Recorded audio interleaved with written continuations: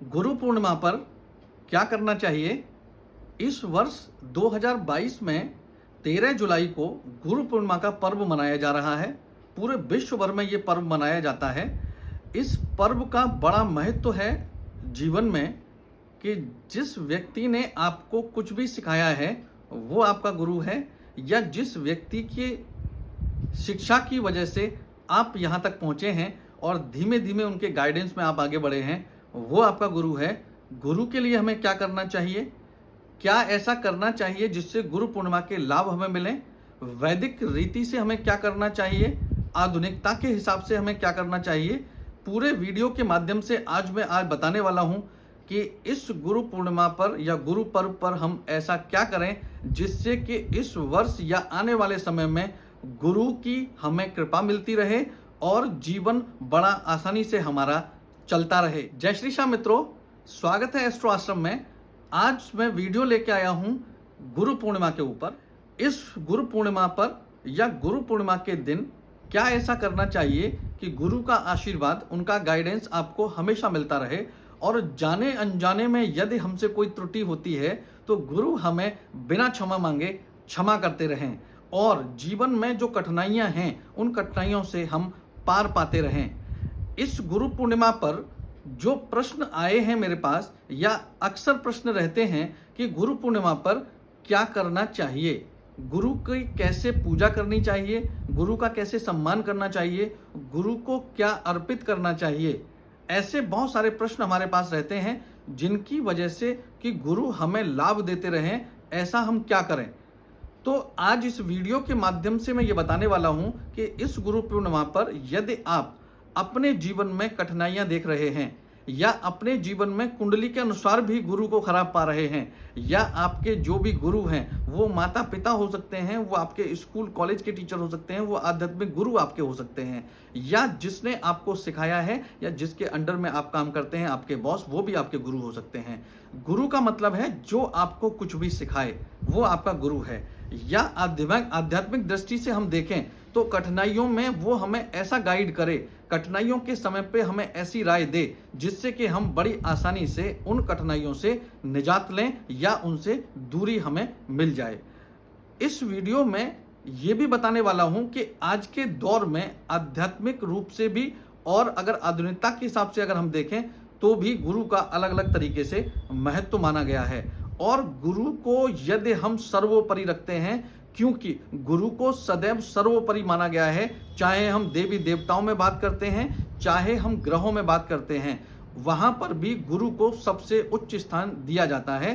राजा भी जब गुरु आते हैं तो अपना स्थान छोड़ देता है, जबकि राजा किसी के अधीन नहीं होता, लेकिन गुरु के सम्मान में वो भी अपना स्थान और अपना जहां वो बैठता है आसन छोड़ देता है। तो गुरु एक ऐसा व्यक्ति हमारे जीवन में जो हमें हमेशा आगे के ले जाने के लिए तत्पर रहता है और हमें गाइड करता है। समय समय पर जब गलतियां करते हैं तो सही दिशा में वो हमें मोड़ने की कोशिश करता है, और यदि हम गुरु के दिए हुए इन सारी चीजों को करते रहते हैं तो सफलता आसानी से मिलती है। इस पर्व पर सबसे पहले हम बात करते हैं कि हमें किस हिसाब से उनकी पूजा करनी चाहिए या उनका सम्मान करना चाहिए। जैसे यदि आपके गुरु, अगर आप चाहते हैं कि उनको खुश करें तो सबसे अच्छा यह है कि आप फिजिकली रूप से गुरु के सम्मुख प्रस्तुत हो जाएं, यानी कि गुरु पूर्णिमा पर गुरु के दर्शन फिजिकली रूप से, यानी कि आप स्वयं जाएं और गुरु के दर्शन उस दिन अवश्य करें, उनको माल्यार्पण अवश्य करें, उनको भोग अवश्य लगाएं। यदि किसी कारण से आप दूर हैं, या बहुत सारे ऐसे कारण हैं जिसकी वजह से फिजिकली रूप से आप वहां उपस्थित नहीं हो सकते, आधुनिकता के दौर में वीडियो कॉल अवेलेबल है। आप गुरु से समय लेकर उनको वीडियो कॉल पर 1 मिनट 2 मिनट 30 सेकंड के लिए बात अवश्य करें और उनके लाइव दर्शन जरूर करें उस दिन। यदि ये भी संभव नहीं है तो आप फोन के द्वारा भी गुरु से बात कर कर उनका आशीर्वाद उस दिन ले सकते हैं, यानी कि एक लाइव माध्यम से आपको उनसे बात हो पाए।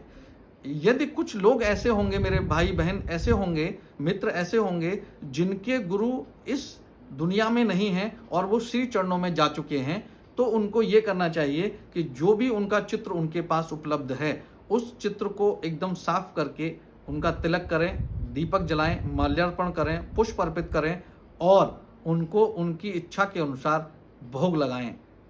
इसका करने से ये एक, मैं कह सकता हूं कि एक स्टार्ट है कि गुरु पूर्व पर या गुरु पूर्णिमा पर आप इसको इस तरीके से स्टार्ट कर सकते हैं।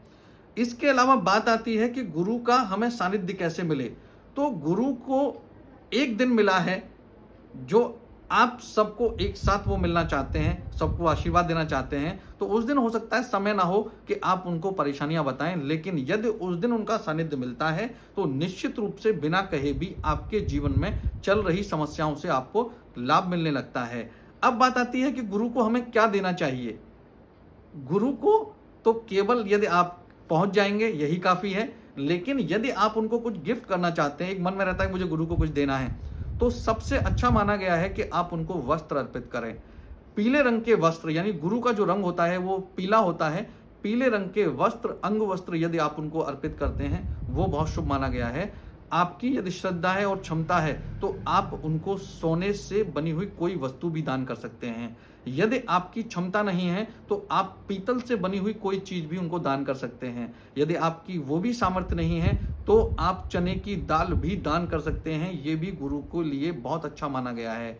इसके अलावा यदि आप कोई नगद राशि भी अगर गुरु को दान करना चाहते हैं तो हमेशा बंद लिफाफे में हमें दान करनी चाहिए। कभी भी कोई भी राशि हमें गुरु को जब भी अर्पित करें वो खुली हुई दान नहीं करनी चाहिए, गुप्त दान करना चाहिए और बंद करके दान करना चाहिए। इस गुरुवार यानी कि कोई भी गुरुवार जब आता है तो वो गुरु का दिन माना जाता है, लेकिन गुरु पूर्णिमा एक ऐसा पर्व है जो वर्ष में एक बार ही आता है और इस पर्व का महत्व इसलिए भी बढ़ जाता है।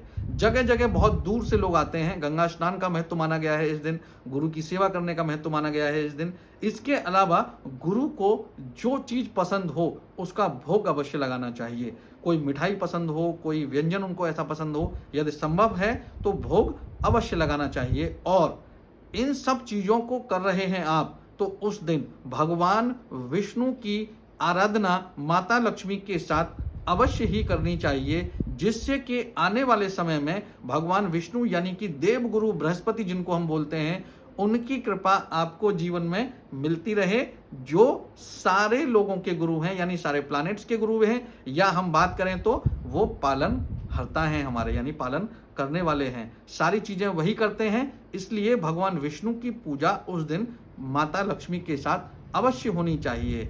इस वीडियो के माध्यम से मैं ये बताने वाला था कि कैसे करना है, क्या करना है, और गुरु पूर्णिमा पर यदि हम इन चीज़ों को करते हैं तो आने वाले समय में गुरु के हमें आशीर्वाद और उनसे संबंधित जितने लाभ हमें मिलने चाहिए वो मिलते रहते हैं। जय श्री श्याम।